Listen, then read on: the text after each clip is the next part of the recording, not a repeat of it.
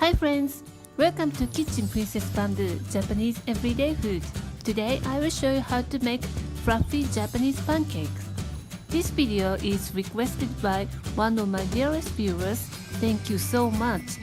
This type of pancake is very popular in Japan nowadays, and you have to wait in a long line to get a seat. We love fluffy and airy sweets as I shown in my previous video. Follow the steps in this video and you will have these amazingly fluffy pancakes at home. The ingredients are the same as a regular pancake, but the procedure is quite different. Let's get started. First, whisk together the egg yolk and sugar until pale. Add oil and milk in 3 times and whisk well each time.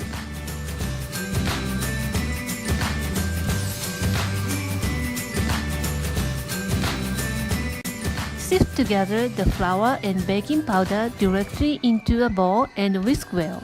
You want to make sure the batter is sticky. I want to develop the gluten at this point to hold lots of meringue, adding later. Add a pinch of salt and a dash of vanilla paste and give it a good whisk. Set aside while we make meringue. Start whisking by using a hand mixer on low. When all the egg whites becomes a foam, add a half of granulated sugar. Keep whisking until the sugar dissolves and looks shiny. Add the rest of the sugar. When all the sugar dissolves and the meringue looks shiny, turn the speed to high and whisk until stiff peaks form. It's going to take about 3 minutes. Let's combine the cake batter base and meringue. Add 1/3 of meringue. Use your whisk like this tapping motion. The idea behind this is each wire of whisk cut the meringue into pieces without deflating and mix quickly. Using the whisk to combine is more effective than spatula. As a professional pastry chef, I insist on the productivity. When 80% of meringue is mixed, making a circular motion to combine. Do not mix completely at this point, otherwise you will overdo the batter. Add next 1/3 of meringue and do the same as before. Add the rest of the meringue, mix to 80 to 90%.